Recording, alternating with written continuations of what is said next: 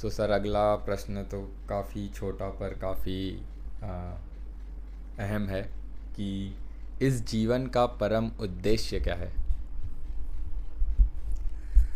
बहुत बढ़िया। हम सभी इसी भर्म में रहते हैं कि भाई हमने मनुष्य जीवन लिया है, पाया है।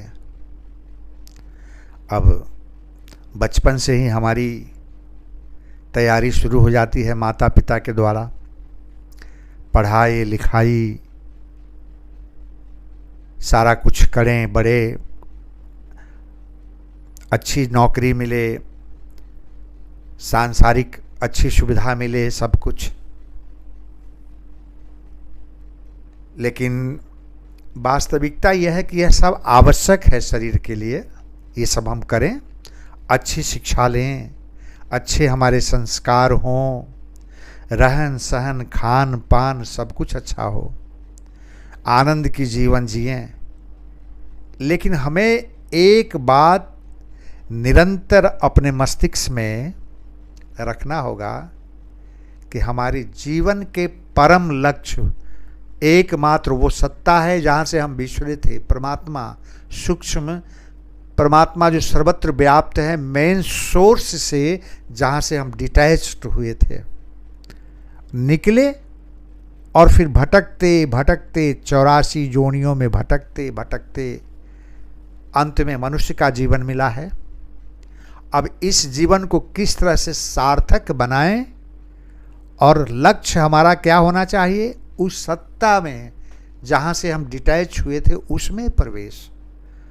तो क्या भाव होना चाहिए, हे नाथ तू ही हमारे जीवन का वास्तविक ध्येय है।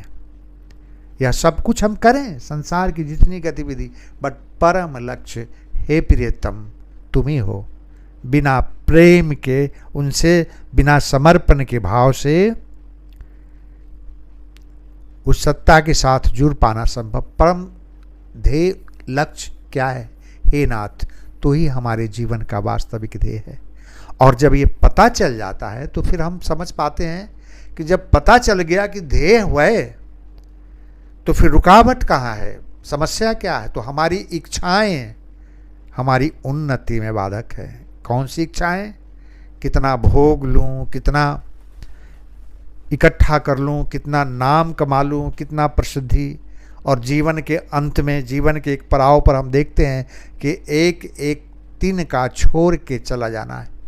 एक भी तिनका हमारे साथ, हमारे सारे जिसको हमने पाला पोसा, जो अर्जन किया, आज सब छूट रहा है। और अंततः यह शरीर भी छूट रहा है। शरीर भी एक वस्त्र की तरह है जो हमको छोड़ देना है। तो क्या करें, यह जानने के बाद हम क्यों नहीं कर पाते हैं।